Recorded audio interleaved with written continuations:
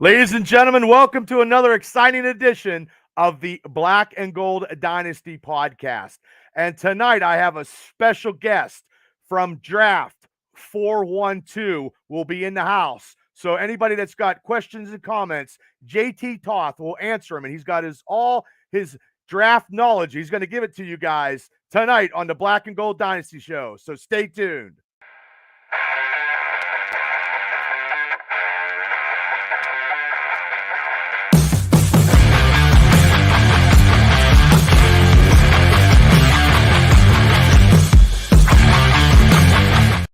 Welcome, everybody, once again to the Black and Gold Dynasty. I'm your host, Bad Bubba Brewer, and tonight it's with my pleasure to bring back to the show. He is the draft guru. He is the man of Draft Nation, Draft 412. He's been doing a lot of stuff in the podcasting world right now in the offseason of football and other sports. So it's my pleasure to welcome back to the show, Mr. JT Toth. JT, how you doing tonight?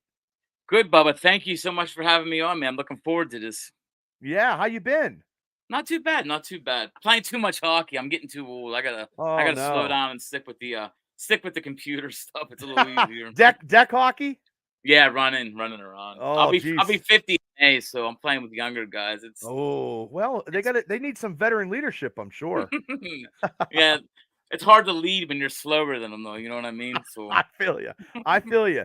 So, hey, maybe if you people haven't heard, can you tell a little bit about Draft 412 and what you do in the process of podcasting and everything you do, JT? yeah, I'm the editor-in-chief here at Draft 412. We are turning over to draftnation.com because we have Carolina, Indianapolis coming on board, and we're spreading out all over the place. We got people at the Super Bowl this weekend, going to be there under Draft Nation. So we're starting to get bigger, and we're going to Draft Nation. And what we are is we're all about the draft. We do if you get on the site right now, draft412.com, we do profiles. We have over 340 profiles of guys getting drafted this year in the NFL. Wow. So there's only 252 getting drafted. So we've done more. And there's still a couple guys we want to do that have popped up late because guys are going back to school now. But we do profiles on all four sports: hockey, baseball, basketball, and then right now we're just engulfed with football right now. So you do a lot. So you watch a lot of film, take a lot of notes, and keep looking at films, and then you don't go down to any we're going to the combine. We'll be at the combine. Yeah, we didn't go to the. We weren't at the. I didn't make it to the Senior Bowl this year. I'd like to, but we'll be at the combine. And then I'll change gears and I'll be in Bradenton for 2 weeks to be with the Pirates and stuff. So you're going to be busy. Very busy. And I watch so much film that my wife makes fun of me. We'll be like at Eaton Park eating dinner, and I'll watch an old couple walk in. And I'm like, that guy has stiff hips, and she's like, "Oh, shut up." Hey, I got my buddy, special field correspondent Shane Stodmiller, got a question for you. He says, "Does any D2 guys stand out to you right now?" You know what? The D2 guys, there's a couple running backs. I got to think of their names off the top of my head.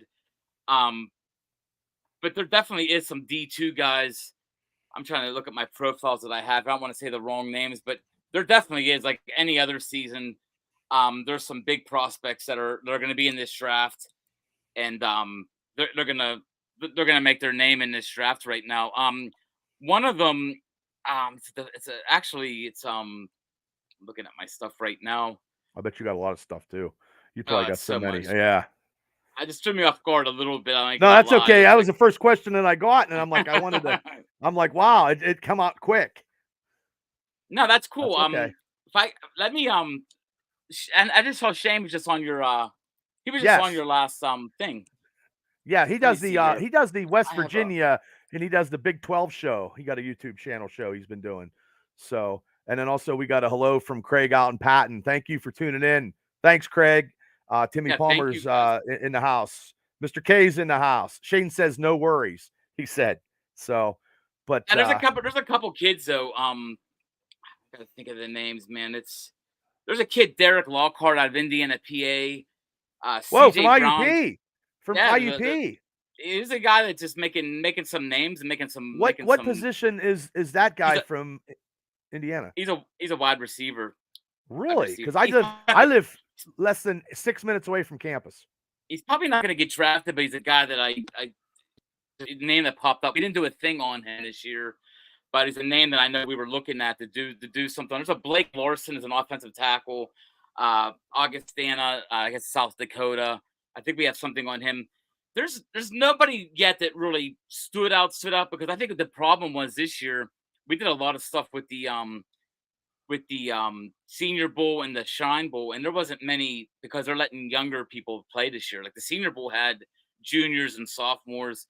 They let anybody play in the Senior Bowl this year. So you Which they never did that. They never did that before. The first year ever. So they cut down on the D2, which sort of hurt a little bit. Even in the Shrine Bowl, you had more talent than you've seen in a long time because they had so many guys going to the Senior Bowl, like Frank Gore Jr. From I'm getting Southern Miss running back. He was phenomenal. Looked just like his dad. 5'8", 210 pounds.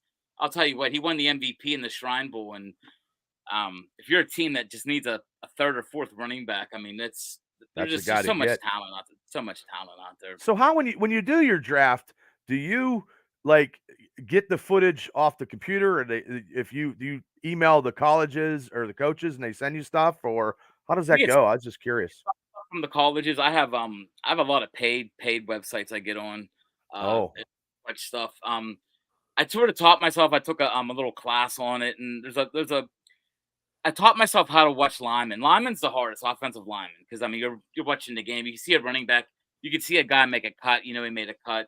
Offensive lineman, I learned how to, a big guy, a real big offensive lineman. You watch like a 6'7", 6'8" guy. If he backs up and he's real tall, doesn't bend a little bit, that's bad. That means he's not very good in the pass blocking. Oh yeah, he's gonna get beat. You'll see some guys that run block. They run with their head down. They put their head down. They do contact. That's not good either. There's certain things you look at. Footwork. Guy on their back pedal just not be clean.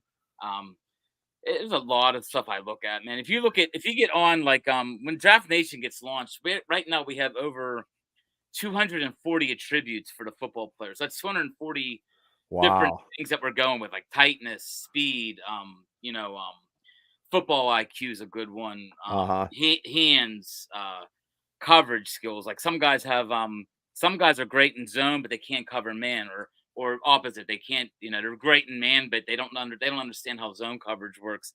And that's stuff you pick up on.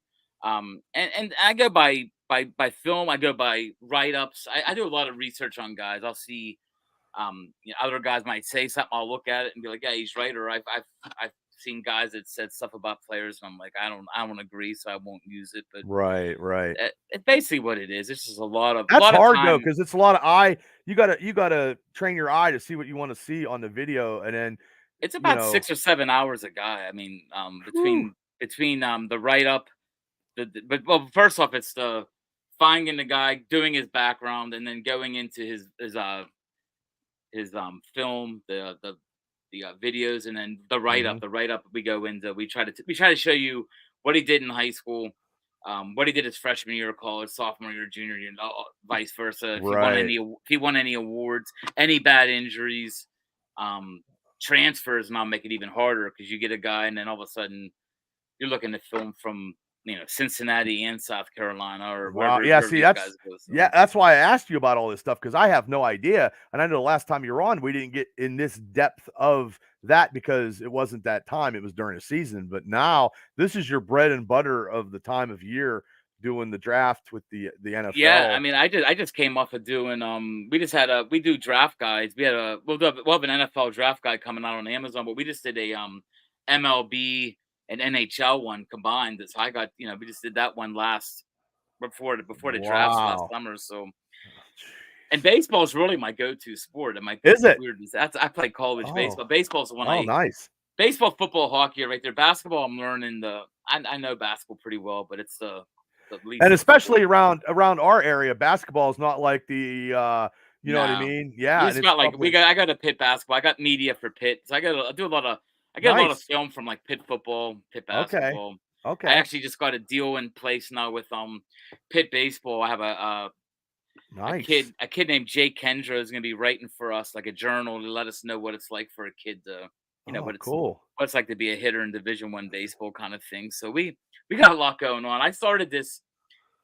I didn't start this. Joe Kukla started this, but I had a website called Sports Bible that I just did on my own. I had podcasts. I wrote draft guides on my own, and just did this. And he found me online, offered me a contract, and this is what I do now. Nice. So Nice. That's awesome. Doing stuff you love to do. I mean, God yep. bless you. Shane said he also had another question. A lot of quarterbacks making, big money, 1.5 million so they could keep some guys from declaring. Um, That's gonna happen year in and year out now. Like even Caleb Williams used it as a he used it as a crutch going into the draft because he had another year of eligibility, and plus he's making from what I heard 3.5 or 4 million a year in the NIL uh, deals. So he was using that as that he could use that as an excuse if he wanted to. mhm. And you're gonna see a kid use this in the future where like say a team like the Giants pick first and the old Eli Manning thing, or not Eli Manning, but when Eli Manning was getting drafted by the Chargers, and he's like, "I Oh, ain't and use going it there." as a trade. And then like Yeah, John Elway when he was for the Colts, and then he used it and for a trade or they're back gonna come back in right the out and 80s. just say, "Guess what? Giants got the #1 pick. Guess what? I'm gonna go back to school. I'm gonna make my $4 million in the NIL." It's sad. Like honestly, I love the transfer portal for what it was worth because teams like Pitt that don't get the 4 or 5 star recruits like Alabama and Georgia. But now these kids in Alabama, Rich Pitt just got a 4 star quarterback from Alabama for next year, Eli Holstein, that was third on the depth chart, at Oh, Alabama. jeez. So Wow. now it's good for kids like that, like Pitt can Yeah. grab some guys, but the NIL is just killing. I just talked to Coach Bell from Pitt baseball and asked him about that, and it's baseball. The NIL is in every sport. I don't think people realize that. Like volleyball has NIL. Everybody has NIL. Wow. So for even like for just baseball, he said it's not something that you like. The coaches don't like it. It's Gotcha. changing the game. Well, Ralph Williams just jumped on and he said, hello, guys. But he said, Jordan Addison made more money in one season at USC than Kenny Pickett's did in his first contract with the Yep, Steelers. it's That's true. true? Yep, he went from Pitt to USC. That was the USC deal to get Holy him there. heck. They paid him $3 million to go from Pitt to USC for that 1 year, and I didn't know that.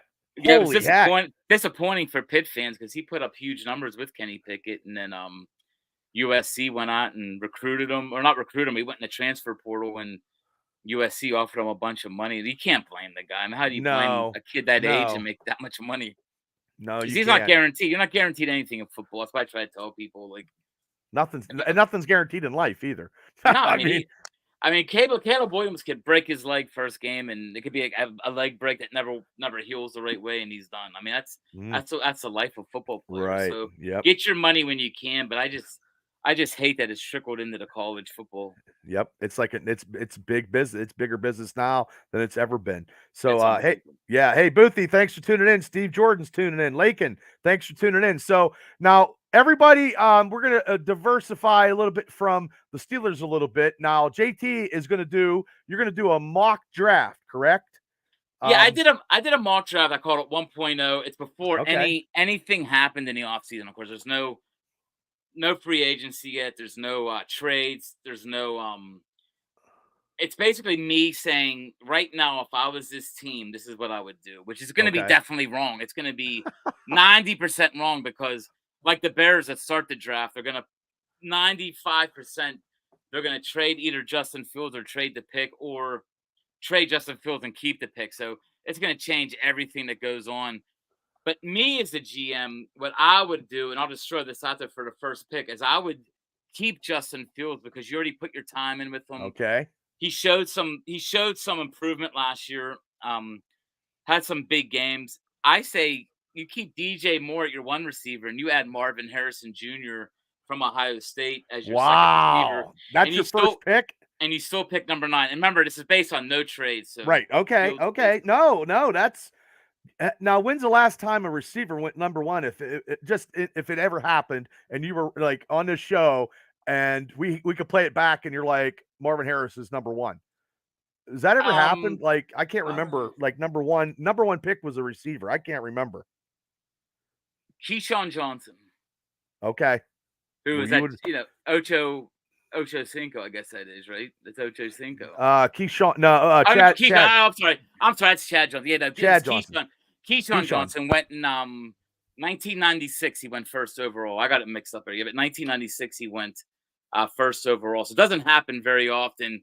But then again, you don't see receivers like Marvin Harrison very often that just have the pedigree. And like I said, there's a 99% chance this ain't gonna happen.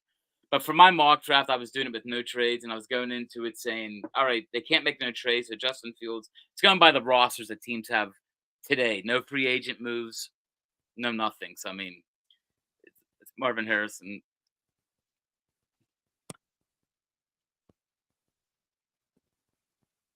I can't hear you. Can you hear me now? Yeah. Oh, okay. Must have hit the button. Let me ask you before you go take the second round pick. Last year when you did your mock draft, how many did you get right? I got 5 right. 5. Mel Kiper got what? 2? He got the other day. I got 5 right. The thing that I'm most proud of though is that I at stage AE when we had the party, I was in charge of talking about quarterbacks, and so the first 2 picks, of course, and I said it right to Merrill Hodge. I said Bryce Young is not the guy you wanted to take. You wanted to take CJ Stroud.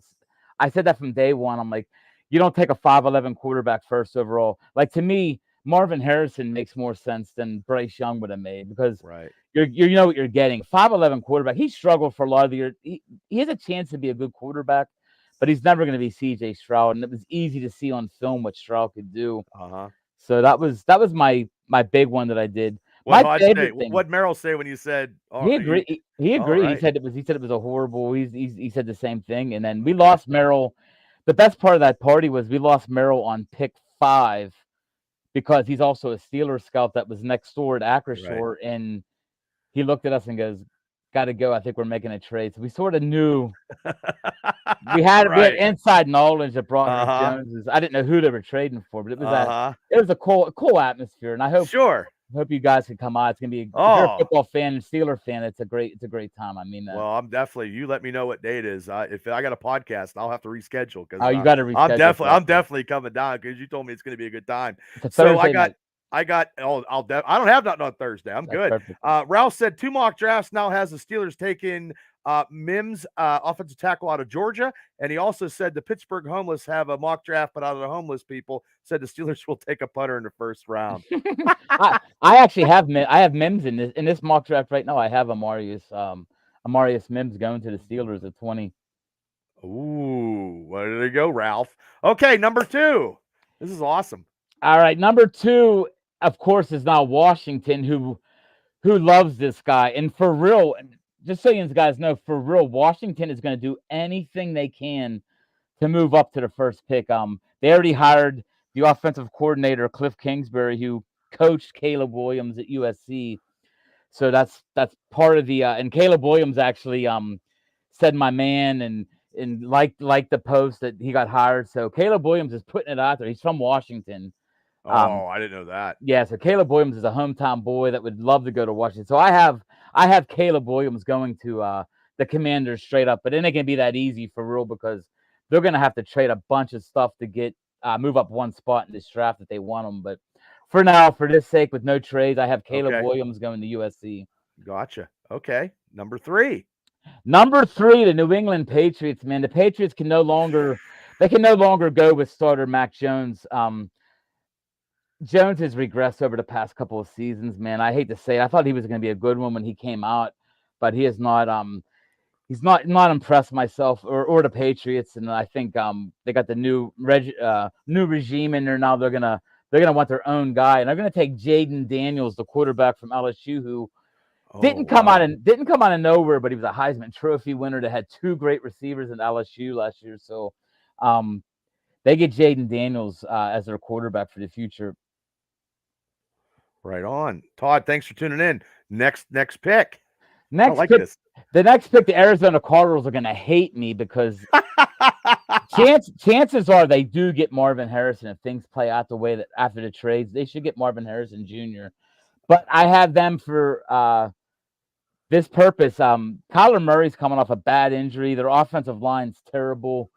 They got to protect his blind side, and I got them taking Olu Fashanu, the big tackle from Penn State, Wow. to protect Kyler Murray next year. Okay, and Ralphie said Alex Van Pelt is the New England coach's OC, and then yeah, so they'll definitely want their own quarterback. They want to get their own guy in there. Shane's got a question about when the Frazier from West Virginia, but Shane, he's going to land somewhere, maybe in the first round, maybe not. But I got the question is Zach Frazier, center from West Virginia. Where will he land? He's going to land in the middle of the second, probably. The Steelers are going to have to hope that one of the three. They need a center. There's no doubt in my mind. Second round is going to be their center. There's no center worth taking at 20. It's going to be between that Jackson Powers Johnson from Oregon, Zach Frazier of West Virginia, and Cedric Van Pran from Georgia. They're all three good. They're all worthy of a second-round pick. The Steelers got to hope that one of them fall to them at 20. Okay. In the second round. Okay. Next, I love the questions that we're getting. Next, who's up next? The LA Chargers with Jimmy Harbaugh. Oh yeah, this is going to be crazy. And this is what I did for him. This is probably a little high, but I think the Chargers, their coaching staff was so bad last year. They didn't even use Austin Eckler the right way. I know I was in fantasy league. I had Eckler. They did this Eckler should be a 90 to 100 catch guy, run for about 1,400 yards. They didn't use him at all. I know he's coming off of an injury, but I think Harbaugh goes back to that. Harbaugh loves to run the ball. Mm-hmm. And I think he goes out and gets Justin Herbert, another weapon. It's my favorite weapon in the draft is Brock Bowers, a tight end from Georgia. That would be that'd be a great connection to have for him and Herbert.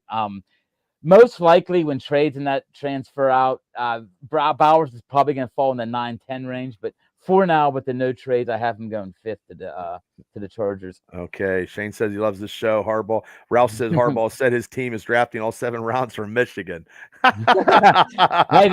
they really could this year, but the talent that's out there from Michigan, yeah, they could. Okay. Who's up next? The New York Football Giants. Oh man, they're another. They have another Jones that really didn't do his pull his weight as well. There's Mac in New England now, Daniel, and I think they jump all over the chance. In my mock draft, Drake May has fallen from probably number 2 to number 6, so I think they take Drake May from North Carolina to be their new quarterback.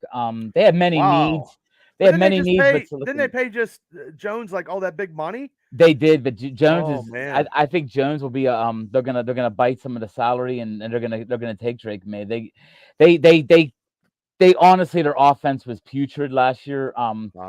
They brought in the vagabond guy. What the heck was his name? Where everybody started loving him late in the year. Oh my gosh, the Giants quarterback late in the year that wasn't even. The Italian guy. The Italian guy. The guy was at the laundromat. Yeah, the Italian guy. Yeah, and then they pulled him though.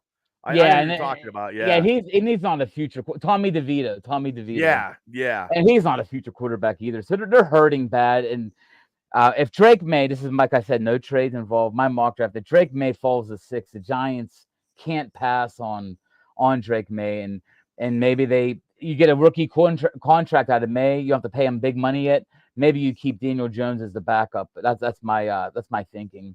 Okay, right on. Okay, here we go. Next, number 7, the Tennessee Titans.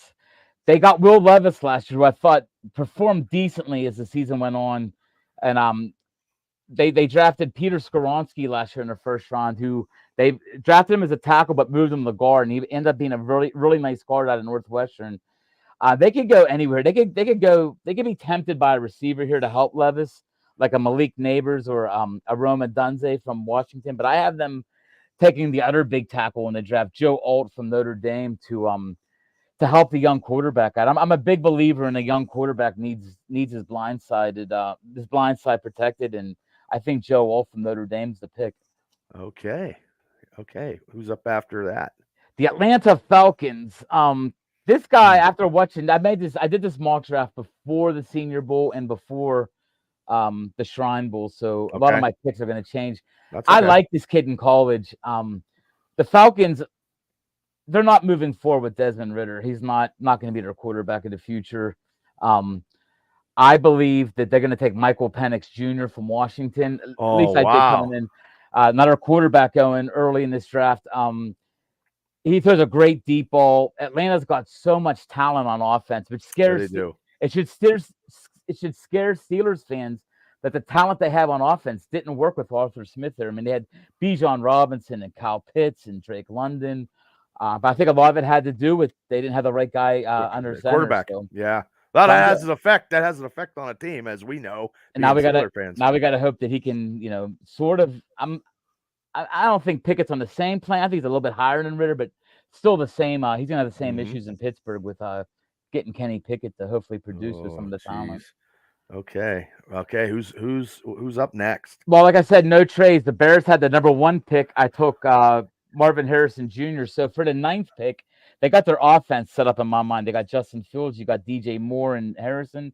I'm going with a cornerback from Clemson named Nate Wiggins. After selecting the best receiver in the class, the Bears select possibly the best cornerback as well. They have Jalen Johnson, who's going to walk away most likely as a free agent next year. So this guy can come in and fill in right away. And Wiggins is a tall, lanky cornerback that great cover skills. He's a guy you can bring in and he could start from day one. So I think it would work. Okay. Oh, having both good picks, number 1 slots, offensive, defensively in the Chicago Bear picks. Yep. Okay. Who's next? I'm going to do something the Green Bay Packers never did for Aaron Rodgers. I'm going to get him a receiver.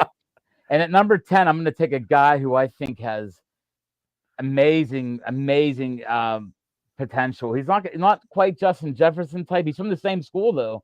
It's Malik Neighbors from LSU. He had 1,569 yards and 14 touchdowns. He will, and the thing I like about him going to the Jets is he'll stretch the defenses.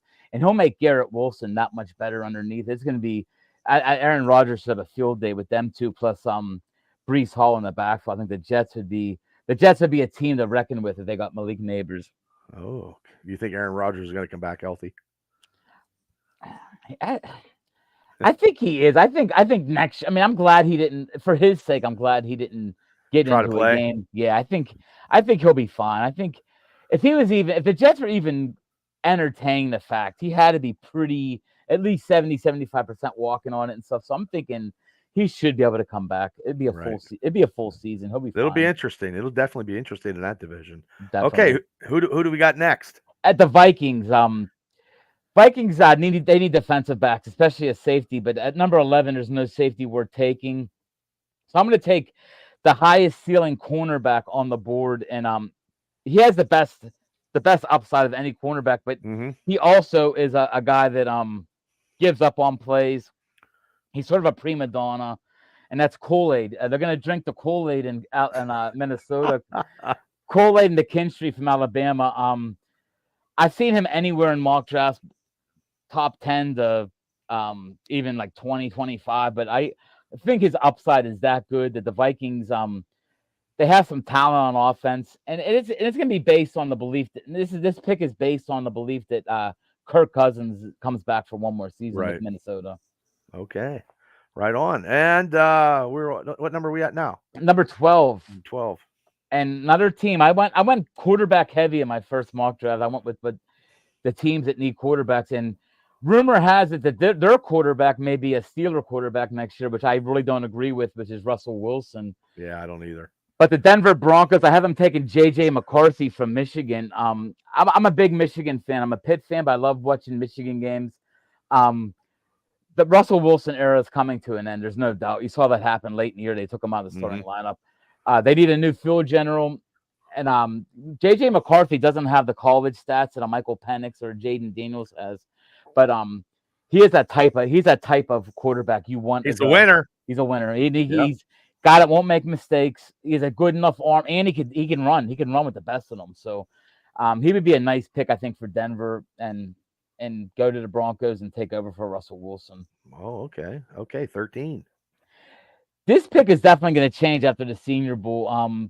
He struggled. I watched every practice during the day and on NFL Network. I got to watch all their practices, all the quarterbacks throws, and he struggled at the Senior Bowl practice. Looked better in the games a little bit, but Bo Nix, I have the Las Vegas Raiders taking Bo Nix I think Jimmy Garoppolo is pretty much toast. I think he'll be lucky to catch on as a second backup or a third string. And I don't believe in Aiden O'Connell. So I think the Raiders, I think they got their coach they wanted that came in last year and helped. Antonio Pierce came in and helped change them around. I think they got that. Now they need to get their own quarterback in there. Garoppolo's at $72.5 million is a must cut. They get a lot of money back from him if they cut him. So I think he's done. But Nix has a long way to go. And he's come a long way. He's been in college football forever. He's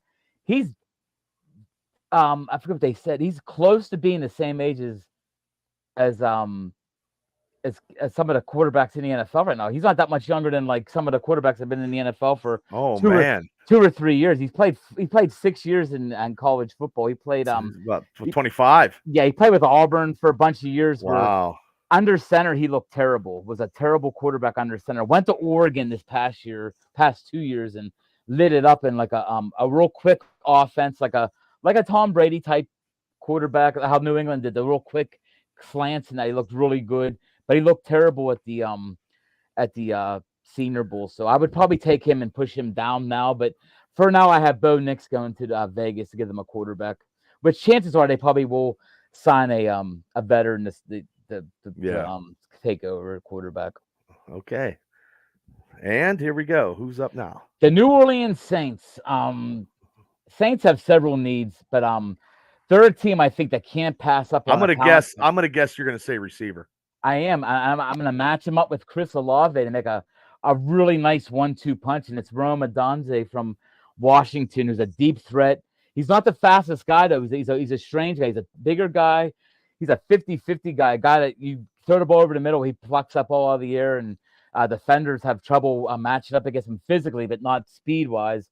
But him and Olave would be a tough 1-2 combination. So I have them taking Rome Odunze from the Washington Huskies.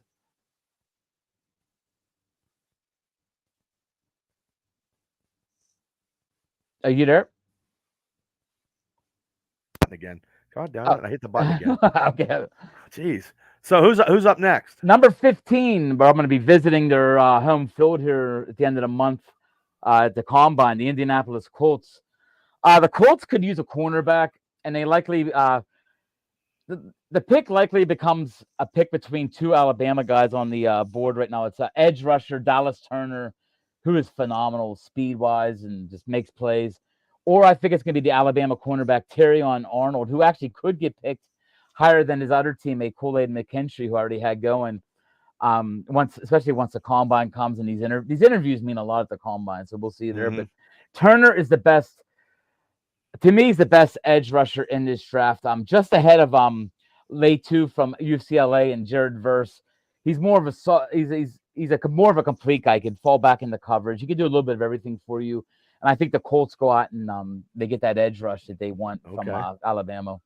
Okay. And where are we at? Number 16? Yep, Seattle. And that leaves Seattle with the guy. Seattle. Oh, my.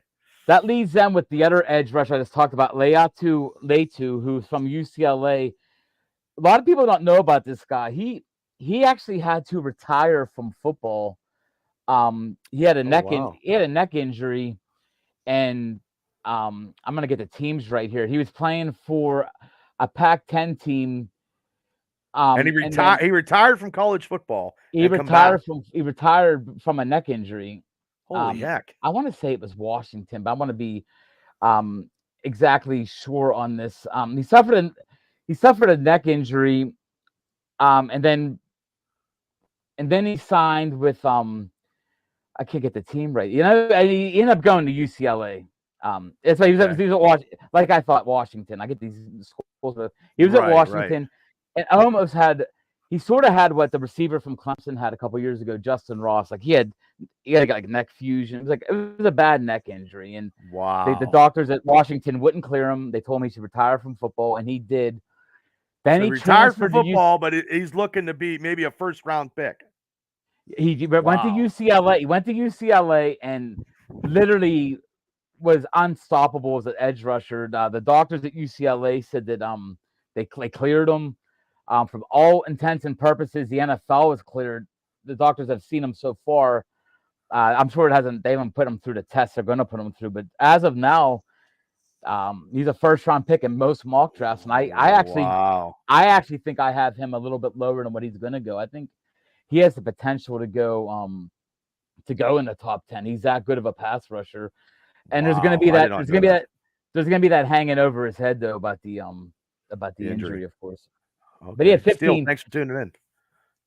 I'm sorry, go ahead. No, he had double-digit sacks last year, and he was relentless, and he's a game changer. He's a game changer. I did not know. I've never heard of anybody retiring from college, coming back and playing, and then getting to be a potential first-round pick in the NFL. I've never heard that before. That's why you're going to see teams. I mean, he's going to go through. You want to talk about vigorous testing? I'm sure they're going to put him through. I bet. Wow. Okay, we're at 17. Jacksonville Jaguars. Trevor Lawrence finally gets himself a well-deserved burner on the outside, and I got Keon Coleman, the wide receiver from Florida State. He's a definitive number one receiver, and he has a chance to become that with his speed and playmaking ability. I think Jacksonville could go tackle here as well, depending on what they do with Cam Robinson at tackle. If Cam leaves via free agency, then like I said, I ain't putting in the free agent movement yet, so that'll likely change. But I think Trevor Lawrence would love to get himself a burner on the outside like Keon Coleman. Well, like I said, and like everybody said, JT said doing this mock draft, everybody, this is no trades. This is just him picking the players to the teams with no trades and nothing with free agency as of yet. So yeah, this is a roster as of today. Like basically what they if they have an old secondary, I'm going with the secondary to try to fill. I'm just going with what I think they need today with no free agency. Right. No signing their own players. This is what I think they need, kind of thing. So okay. We're at number 18. The Cincinnati Bengals. Oh, they might. Oh man. Well, isn't Boyd want to roll out, and then they can't afford all the receivers, right? That's one of the things, and they also have a tackle by the name of Jonah Williams, who's about to get paid huge bucks in free agency. In my mind, I'm thinking they're not going to give him the money. They're going to go after a guy that slid in my draft. If this happened for real, I think they would jump on him. But you're right. T. Higgins is a free agent. Tyler Boyd sort of wants to move on. So they need a receiver as well. But I have him taking offensive tackle J.C. Latham from Alabama, who I've seen going as high as 4th and 5th. He's a guy that could go up or with the Joe Alts, how I had him up or higher. So if the Bengals, I think they would jump all over this if he's still there. Oh, wow. Okay. Number 19? The LA Rams. The Rams continue, in my mind, the Rams continue to try to get younger on defense. Their defensive line, especially. I think their offense is good. I think their receivers are capable in their running game. I mean, the defense is just a little old. They had their steal of the draft last year, Puka Nacua in the 5th round. I mean, he's a guy that nobody even expected to get drafted. I don't even know if he was in our draft guide last year. You didn't even have him at all last year at any of your drafts. We didn't do the profiles like we're doing this year. He'd have been in my profile, but he didn't make our the actual draft guide. So that's how much he came out of nowhere. I mean, he definitely came out of nowhere. But I have the Rams getting younger on their defensive line and taking the edge rusher Jared Verse from Florida State, who is another guy that slipped on my mock draft because of the quarterbacks I was taking. He's a guy that will learn from the best. He'll learn from the GOAT, Aaron Donald, which, by the way, Aaron Donald will be he'll be tied in with our draft party. So he'll either be there or his organization will be there. Yeah, he's nice. Last year we had the Bus Foundation. This year we're working with Aaron Donald's foundation. So I'm definitely coming. You said there. I don't care what day it is. I'm definitely coming down. We're gonna have a sarsaparilla and we're gonna talk football. Oh, it's gonna be a great time. Great time. So I have him taking Jared Verse at number 19, which leaves us at number 20. The Pittsburgh Steelers. This is the big one, ladies and gentlemen, on the Black and Gold Dynasty show. And I know Ralph Williams said that tackle from Georgia, and that has been the speculation. That's what I have, but my reasoning is the Steelers can go in a multiple of different directions, and if this plays out exactly, which is like hitting a lottery, it won't happen. But if this plays out, they have a decision between in this draft here, they have a decision between Amarius Mims, a tackle from Georgia, or the cornerback from Alabama, Terry and Arnold. My reasoning is, if you take Arnold, the cornerback, you basically have your cornerback set for years to come. And taking a position away, and I'm gonna go off the board here and tell you something right now. The Steelers could draft at any time in this draft any position in my mind except for kicker, tight end, and I'm gonna go running back. That's the only 3 positions I think shouldn't get touched at all. But they need a punter, they need a guard, they need a tackle, they need a center. But they could get a punter in free agency. Well, yeah, that's what I'm. But they have the three tight ends with Washington. Yeah, and they didn't use them, and hopefully they use them a little bit more with Arthur Smith's offense here. And I know they need a middle. I know they need a middle linebacker too. So, but I don't know. There's not one worthy of. There's not one. Okay, there's not one at all in the first round that even. Okay. Nah, if anything, maybe one of them Super Bowl teams take one at the end of the round where it doesn't really affect them. I love picking for them Super Bowl teams because they got the easiest. They already have for the most part, they have a team that's set and they can just grab. That's why the Chiefs always do a good job of grabbing these guys that slide through the first round. To me, the 31st and 32nd pick got the nicest job because they can sit there and watch. They watch guys slide down and they're there, and it's a great pick for them. Yeah, they just pick them. Well, my buddy Eric Steele said Mims from Georgia, and then he said the second round, if Frazier is still on the board, I would do that in a heartbeat. I would take tackle center, and I'd be more than happy with that. I know some people that don't know a lot about football will get upset because it's not a name. They're not name guys, but Mims is a big.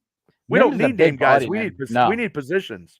We need positional players. With Dan Moore and the core four, I mean, we are definitely definitely in need of a tackle. So, and if you get your bookends to be Mims and Jones, I think you're in really good shape, especially if Arthur Smith wants to really get this running game going. Which, I mean, the running game looked good at the end of last year, so I would not be shocked to see the Steelers being one of the better running teams in football next year. Okay, there we go. Hopefully they do what you said, and I like that pick. I like that tackle pick. And I also like the corner pick with Porter on the other side. I'm happy with either one you just said. I would definitely be happy. I'm okay with that. I'm a big proponent of taking care of position for years to come, and it's been a while since we've been able to do that. I think we might have that with the edge right now with Watt and Highsmith, and then Nick Herbig. I like him. That was a good pick. So that might be another position I would say we're not going to look at as well. I don't think we're going to look at the edge rushers, but we're gonna have to look on the defensive line at some point as well. Yeah, because we still have Marcus Golden too. So the outside linebackers they're stacked. Yeah, I think we're good there. So okay, 2021 Miami Dolphins. I have them taking Teron Armstead went down with injuries last year, and their offensive line went downhill fast, and they don't have much depth on the line. So I have them taking Tyler Guyton, big offensive tackle from Oklahoma, to fill in for if and when another injury happens. Plus, he'll be a nice fill in once Armstead leaves in free agency in a couple of years. Okay, yeah. My Steele said it weak draft for D line. Can you agree with that one? That comment? Yeah, I have one coming up at 24. But it's weak. It's deep, but it's weak at the top. Put it that way. There's some depth you can find, like in the 3rd, 4th, 5th rounds, but there's no name guy you want to grab off the board early. Okay. So where are we at? 22. 22. This team totally. The Eagles, they totally just went from being a team that you were like, man, they're gonna make a run this year, to like they could not stop anybody. And a lot of it had to do with their defense and their secondary. James Bradbury is going to be gone after this season. So I have them taking Terrion Arnold, the kid that I've been talking about that the Steelers might have taken. And a guy that might go earlier. He's a great linebacker from Alabama. A shutdown corner at 22. If the Eagles get him, I mean, the only thing that's not good for the Eagle fans, he's not from Georgia, so it's not going to be a Georgia guy like they've been used to. It's an Alabama guy. So. Oh, geez. Okay, 23. Sticking with my you got to protect your young guys. The Houston Texans got C.J. Stroud, which was a great pick. They lucked out by the Panthers not taking them, passing on them. The Texans have 30.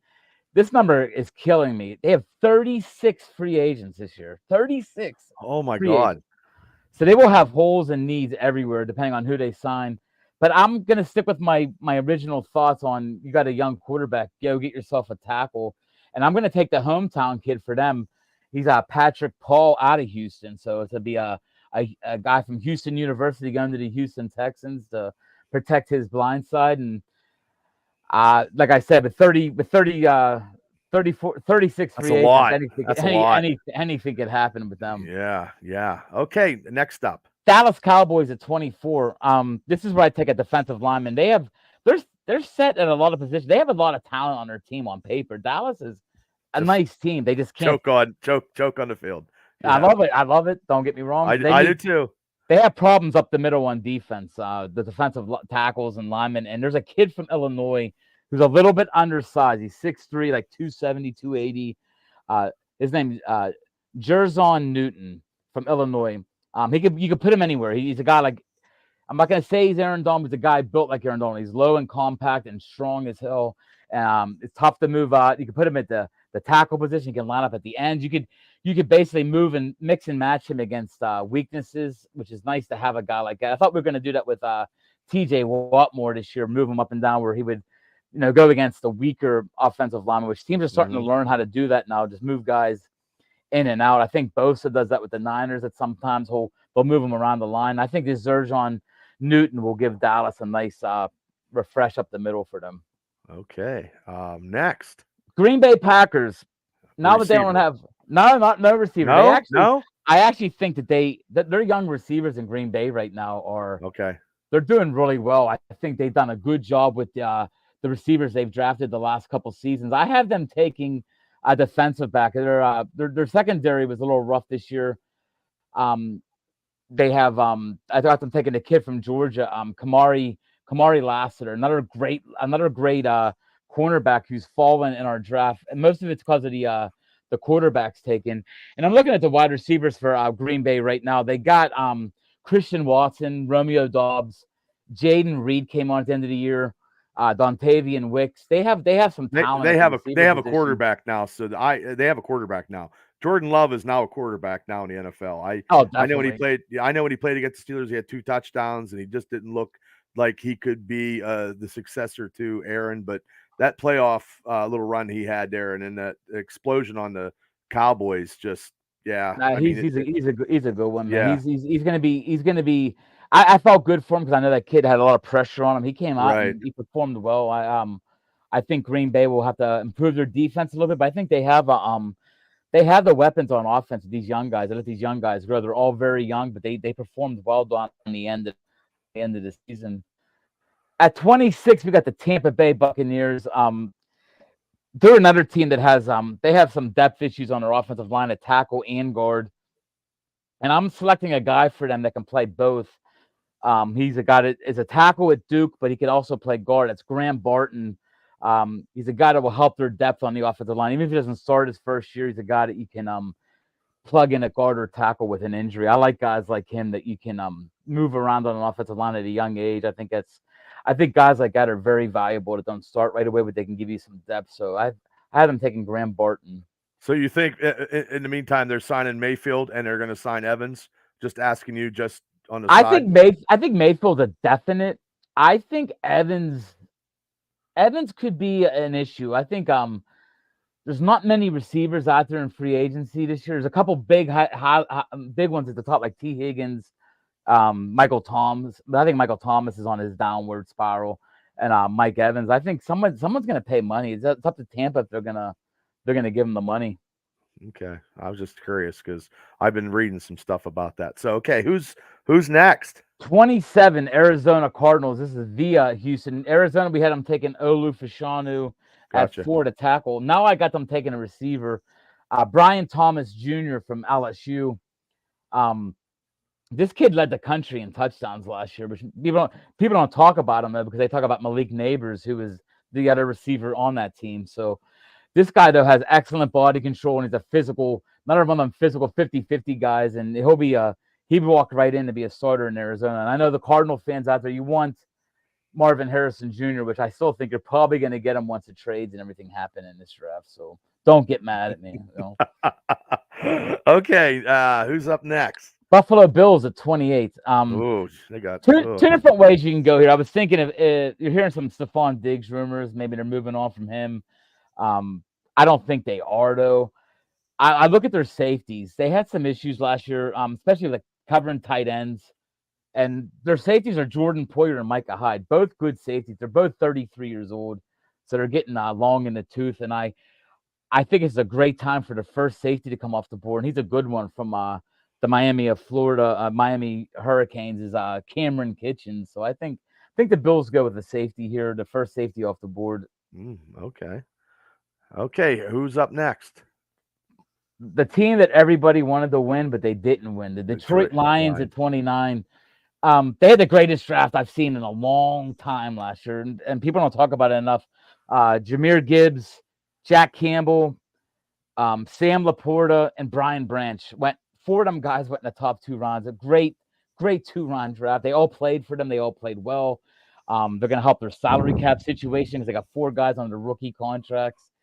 And I have them taking the one spot that they were hurt, and I thought the most last year was the defensive backs. They're going to lose Kendall Vildor to a free agency, and I think Cooper DeJean, one of my favorite kids in this draft, out of Iowa. He can play cornerback. You can move him to safety. He can return punts.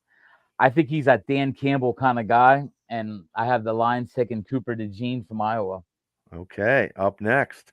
Number 30, the Baltimore Ravens. Boo. Yeah, no.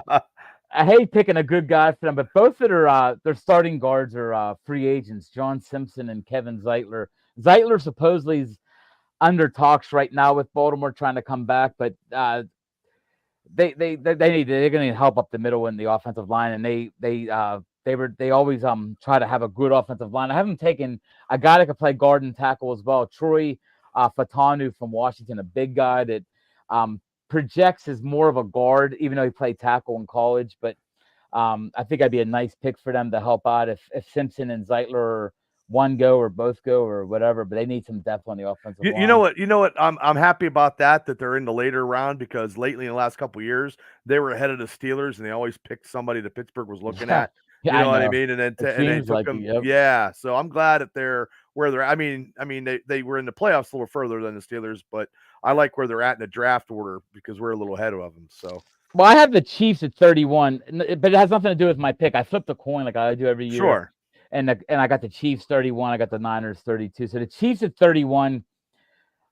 They sort of hit on Rashee Rice last year, the receiver, but they did not hit on Sky Moore, Kadarius Toney. And then that guy's crazy. Yeah, and he's pretty much going to be cut as soon as the year's over. And then MVS is most likely going to be a cut due to his high salary. He never stays healthy. So I have them taking Adonai Mitchell from Texas, who had an unbelievable season in 2023. He actually came into the season thought of as the second best Texas wide receiver, with Xavier Worthy being the one that people thought would go in the first round. But Adonai Mitchell had a really, really big year with Quinn Ewers, a quarterback, and I have him going to the Chiefs, given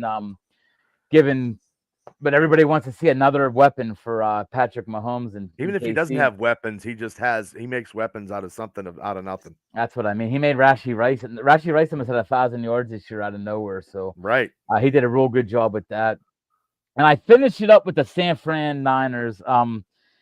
The Niners offensive line is aging, and you're going to see it. I think this is the reason I'm going to make my prediction when I make my prediction on the Super Bowl. Is Trent Williams is still good, but Colton McKivitz is going to have his hands full, and you're going to see it during the Super Bowl. And they have so much money tied up at all the other positions at running back with McCaffrey. They're going to have to pay Purdy. Purdy, that's an argument for another day. I'm tired of Purdy getting put down. This guy's legit. But I haven't taken a tackle from Arizona, Jordan Morgan, to help out with the fact that I don't think Colton McKivitz is going to be around much longer, and Trent Williams is getting up there in age. He's still one of the better tackles in football, but he's getting up there. So I have him taking Jordan Morgan and the first round. Wow, that was phenomenal. I tell you what, JT, that was good. That was I mean, you know what's. I mean, without no draft, without no trades, you know, you did a pick. You got everybody's position that they needed. You know, and I you on the 20th. I hope you're right on that one. Well, we're gonna be going. We're gonna be going. Our second mock will be after the combine because I'm one of them guys. I'm one of them guys that believes that like that one's gonna be wrong. I know it's gonna be wrong. That's so okay. I'm not gonna do like one a week because basically in my mind nothing's changed yet until so the combine will be our second one after the times are run, and then the third one will be around April 1st because from the combine to April 1st is where that's where you'll see Justin Fields traded. That's where you'll see the major trades start to pop up because the combine's now run. You know, see, I got people saying you guys should do another show before the draft. Oh yeah, we'll definitely, I'll definitely do it. Yeah, anytime JT wants to come on, man, all he got to do is call me, and it's always available. I'll let you know my second one's out. It'll be probably right around the beginning of March. So okay, yeah, when you get the second one, let me know, and then you can come back on, and then you can come. We do another one before the draft, and if you want to, we do a mega cast, and you can come on the night of the draft. But I'll be at the I'll be at the party. I'll be at the I will be too. So I won't be doing it this year. I won't be doing it either. Yeah. Oh, is that when it is? The night of that is the draft party.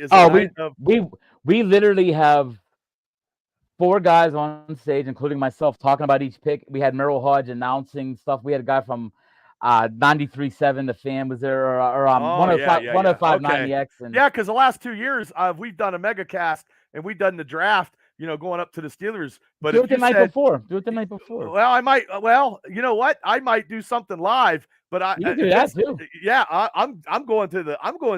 We have a big screen TV up. Last year we had all together counting Merrill Hodge. There was 13 Steelers. I got Steelers. We had Charlie Batch, Louis Lips, Randy Gradishar. I mean, it was phenomenal. Ryan Shazier. We had my son got his picture taken with like Shazier. We had I was eating PF Chang's with Louis Lips, drinking a beer with them. I'm networking. Amazing, I'm networking man. to get these. I'm getting networking to get at least somebody on this show that we can talk Steeler football next year. I'm definitely gonna.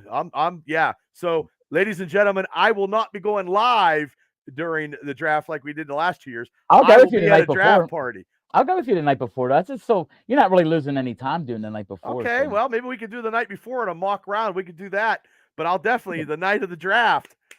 I'll be down there with you. I'm gonna talk some of your listeners in too because the tickets are going fast. They are. Sure. We have a VIP which you get to actually sit and talk to the Steelers. $200.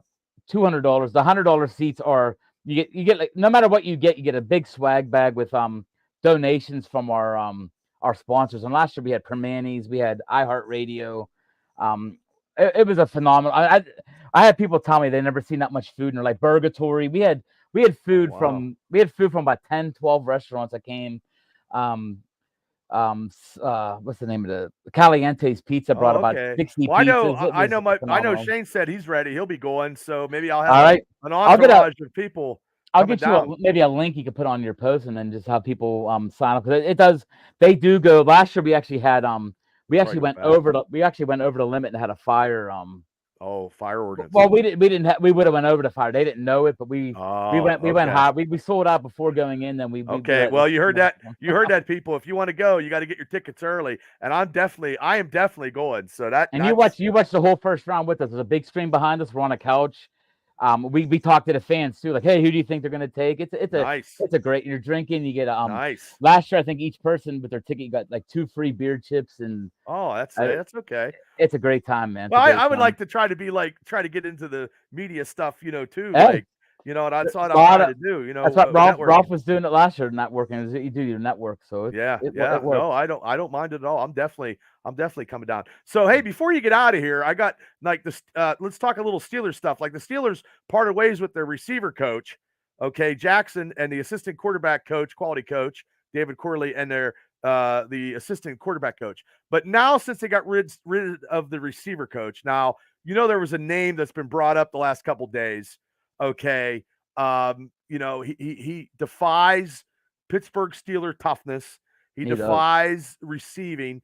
And I think we talked before, somebody out of the organization that's still a Steeler, but not under Tomlin, would be Hines Ward. Do you think Hines Ward could make a great or a good wide receiver coach for the Steelers? That I don't know if he'll make a great one. I think what he would do is he'll bring respect back to the locker room with the receivers. I don't think you'll see I know for a fact you won't see George Pickens take a playoff or Deontay Johnson take a playoff. I think he'd be in them guys' faces more than a Mike Tomlin, and I think Tomlin respects him enough that he would let him be that coach, which I thought we needed that with the other coaches. Anyways, we need guys that have their own voice. It ain't just going through Mike Tomlin. I think that would be do I think he makes him better? I don't know if he has that talent as a coach. I think he has the potential, but I think he has the way of just his attitude, that personality in that receivers room would go a long way. Because, I mean, let's face it, the Steeler fans the last 10 years, it hasn't been pretty. I mean, these guys have been coming in that have talent, and they're divas. Yeah. They're not playing the way they should. And I can't name a good receiver coach in the last, last couple of years anyway that has made a difference. So I'd better see an ex-player come and put it that way. I better see a guy that. My buddy still says he'd rather have Randall L. I didn't even know he was a coach. See, I didn't even know he was a coach. I didn't know that either. I mean, Randall L. If I had to pick between the two, I'd take Ward just for the fireness. I think he puts some young receivers on pins and needles. I think that's what I was thinking too. And discipline, and they don't take the plays off, and they block, and he tells them how to block, and then just tells them keep your head in the game kind of stuff. Where he can chew them out a little bit, where Tomlin, he can get them. And Ward's fiery enough. He'll get in their guys. He'll get in their faces, and it'll be like a fun to watch on the sideline for Steeler fans. I think he would be a little colorful. I think it would be a good sign. Well, he still said he believes he's Randall L is in Detroit. So, but if he's probably might stay with Detroit, because I don't think Ben Johnson didn't leave, so they're probably keeping everything intact to try to make a run for the. Why wouldn't they? I mean, they could keep him. Well, you know what I heard? I heard this week, like all the offensive coordinators now, they're going to start paying these coordinators big salaries to keep them in some of the teams, because they don't want them going anywhere, because some of these coordinators can't coach, but they do great offensive stuff, and it doesn't pay to be a head coach when you're, you're getting to be able to do what you do, because you can't do that as a head coach. You can't really run.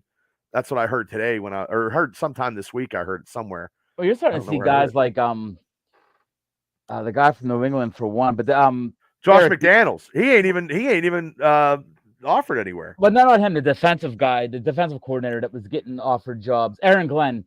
Aaron Glenn and Eric Bieniemy are two guys that are coordinators that had a ton of interviews this year, and Bieniemy's had it for like 3 years now. It's just some guys it just seems like can't get that head coaching job. I don't know if it's a philosophy thing. Well, now Eric's out of a job because of Kingsbury. Yep. So but okay. So I got another one for you before we get to your picks here. Before we get out of here, the rumor is a third down back. Le'Veon Bell doesn't want to play with anybody else but the Steelers, because this is a Steeler podcast. That's why I threw it out there. I don't know. I think there's not much tread left on that tire. I mean, last time I saw him, he looked like he was about 250, 260, out of shape. I mean, that was a while ago. I haven't seen him I know he was doing like a boxing thing or something. I mean, it's sad I feel bad for the guy, because the guy knows now. He admitted he made the mistake. He made a bad choice. He should have stayed in Pittsburgh. But I think he's listening to his agent, and his agent's like, hold off, and he probably should have just. He signed that big deal with the Jets, and it just fell downhill from there. But if he had, I mean, he's been out of the league for so long. I don't know if a running back. I mean, I guess the positive thing would be he hasn't gotten hit in 3 years, 4 years, 3 years. So maybe that works out. But I mean, I think the Steelers they need to settle this ship down and not have any distractions. I mean, I feel you. I don't think he has. I think he messed up. He should have signed that contract. Yeah. What was it, $45 million with the Pittsburgh at that time? Yep. And he's not going to be a third down, because actually McFarland was our third down back. I think he got signed by the Brahmas or something today, but still says Bieniemy had personal issues that kept him from getting his head coach position. I don't know. That's what Steele's. I heard that for a while, but I heard too that he has a different. I mean, teams want a certain philosophy. That's why I tell people, like, you could be the best coach, but you go to a team and what's your plans with this team? What would you want to do? And you might not say what they want to hear. I mean, it's nothing against you, but it's just you have different views of what you see. But he's a guy it's like 3 or 4 years now that he's been a head coaching candidate that hasn't gotten the job. So yeah, something's wrong. And then one more thing, Steele said he's Bell's been out of the league too long, and a third down back has to play some special teams. So right there and then would null void any type of Le'Veon Bell returning to Pittsburgh, which and like I said, we don't need no distraction. No, we do not. This team has too many distractions to begin with. So hey, before we get out of here, Super Bowl this weekend, I gave my picks on my show. I took the 49ers. Now let me ask you your MVP for the year. Who do you think is going to win MVP out of who's up? The MVP. The MVP. I'll tell you what. There's so many good candidates. You got Jackson. You got I think is Allen. And then Brock Purdy was a candidate. That was the 3 candidates that I had on my last show. Yeah, Josh Allen's out there. McCaffrey could possibly. I'm not going with Lamar Jackson. I just can't. Okay. I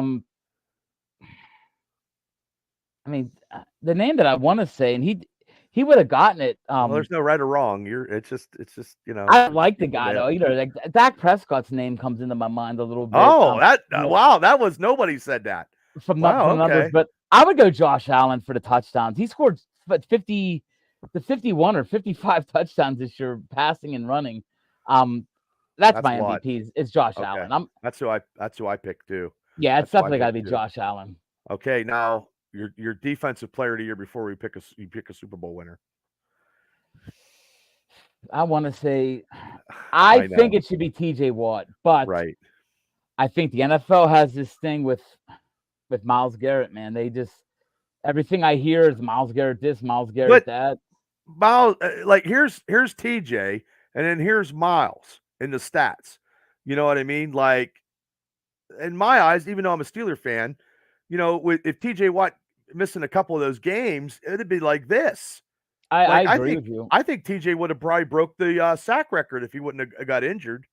Let me make my pick. Then I'm going to pick TJ Watt, but I believe it's going to be Myles Garrett. I do. I think it's I don't think they have something with the defensive player of the year where they won't give it to you back-to-back years or you win it twice or whatever. They like to, I don't know what it is about. It's hard to win it more than once. They like to spread it around, but really they do. And then I think Watt's a much better player than Garrett. I think Garrett's great. Don't get me wrong. I mean, but I think Watt, for what he does for the team with forcing fumbles, picking up fumbles, interceptions. I mean, sacks. The guy is everywhere. He's the heart and soul of a team. And if he doesn't play, the Steelers are like 1-11. There is just if he doesn't play, that's the whole reason. That's what an MVP is. That's what a guy. If you play and your team wins, you don't play and they lose. That's what an MVP is. You're a valuable player. So. Like Shane said, TJ, and then Steele said he took Lamar. Okay, so now the end question of them all: who are you taking this Sunday?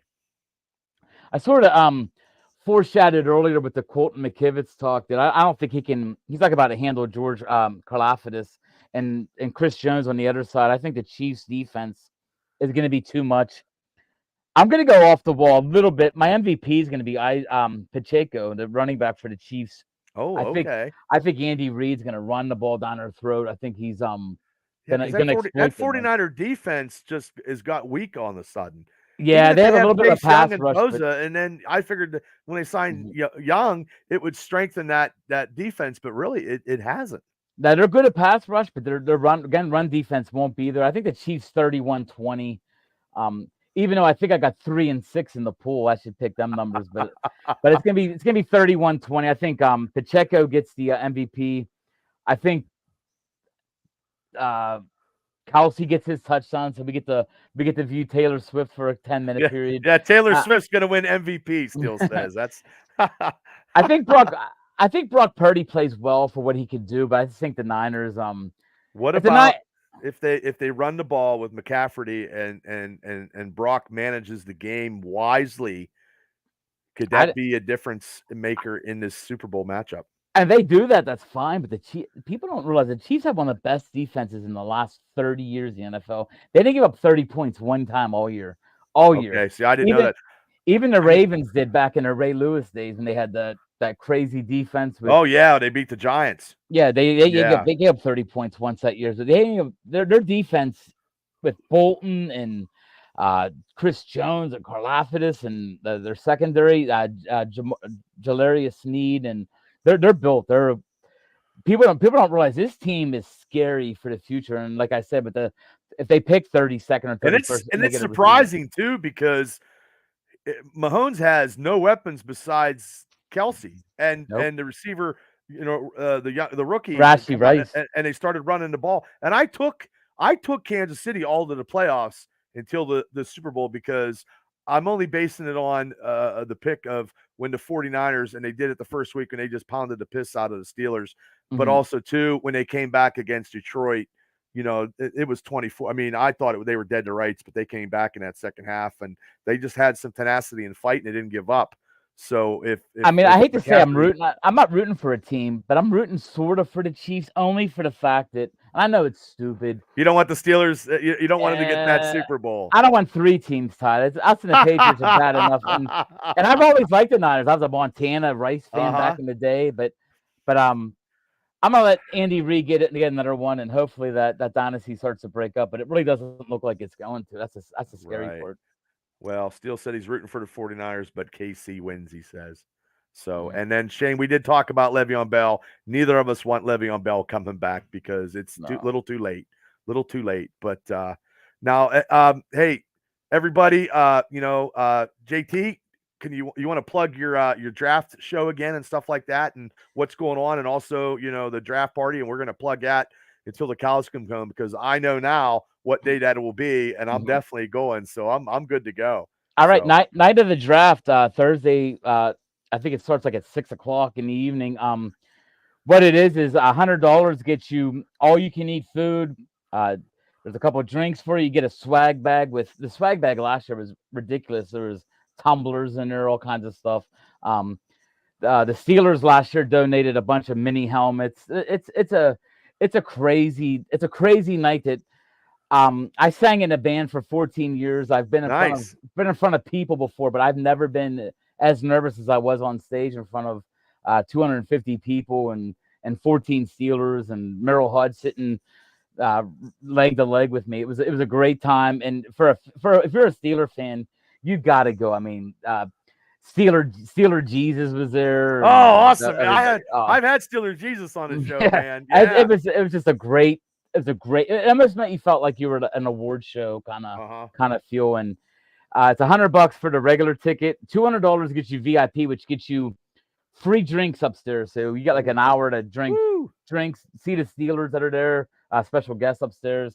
Last year, PF Chang's had like lettuce wraps, and I'm telling you, I've never been at a party in my life with this much stuff. And it's sponsored by a lot of good companies. And if anybody's out there listening that wants a sponsor, you can be a smaller sponsor. Like we have HVAC companies that come on, get your logo up on the big screen. It's a great night. It's really a great night of fun. And you get that right now on www.draft412.com. Right when you get on the website, there's a thing that says they got 2024 draft party. Click on it. It'll take you to where you get the tickets. And I'm not just saying this to say it. And I tell my friends this every day. If you're going to go. I mean, honestly, you got to get the tickets sooner than later. Yeah.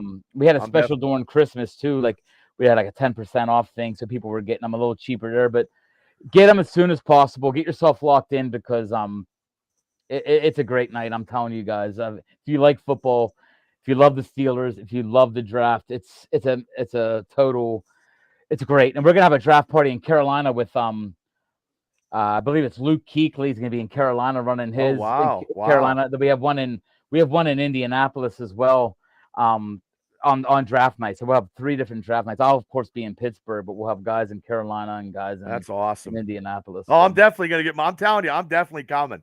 The podcast is coming. I'll be moving down and shaking and baking and trying to network. It's a good place. Believe me, there's a lot. Well, I didn't know anything about it until you told me on the last show and stuff, and I'm like, that clicked into my head, and I'm like, oh my god, yeah, and and I didn't know about it before, and And Now pick 1 to 32. It's on a big screen. Speakers blaring out. Stage AE where bands play.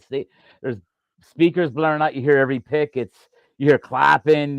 Last year we had, I would say we had at least 23 different teams dressed. We had okay. We had Cleveland Brown fans there that we would ask them who they were going to pick. It was a fun time. It was really fun. It was a good time. Before you get out of here, I heard in a couple years that the NFL draft might come to Pittsburgh. Did you hear that? Or yes, I did. Okay. Yes, I did. I'm going to say 26 or 27. I know Green Bay got it locked in, I think, for next year.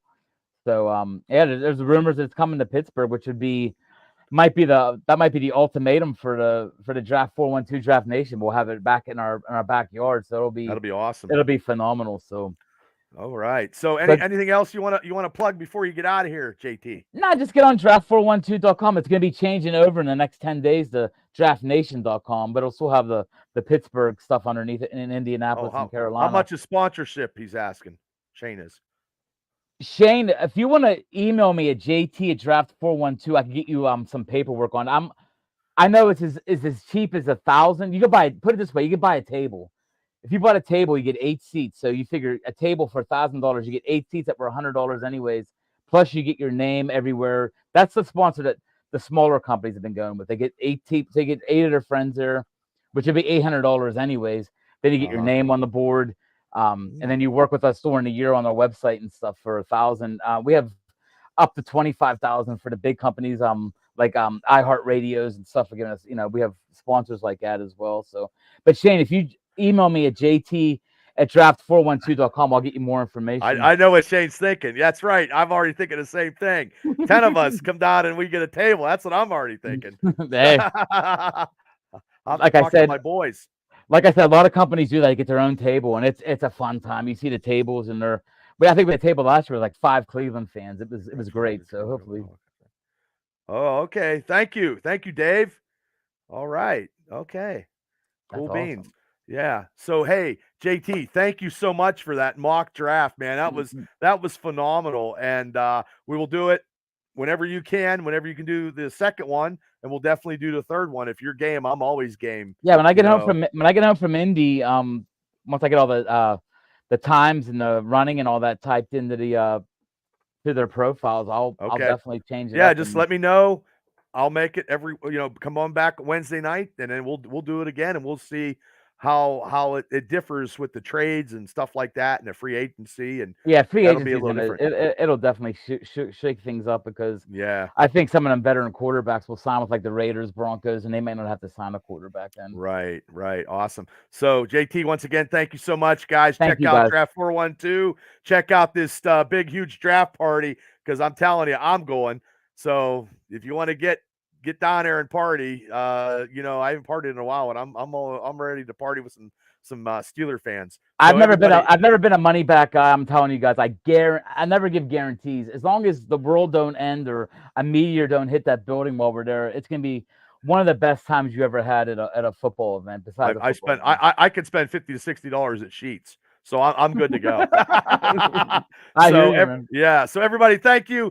Thanks for tuning in. Please hit like and subscribe to the Black and Gold Dynasty Show. I'll be back next Wednesday night at 9, and I'll be back this Friday on the Triple B Experience. We're going to be talking pop cultures and a whole bunch of stuff. So JT, thank you so much for coming on. And anytime you want to come on, you just let me know, man. You got an open invitation anytime. Thank you. Bubba. Okay. So everybody, thank you. And everybody have a great night and a better tomorrow. Good night, everybody.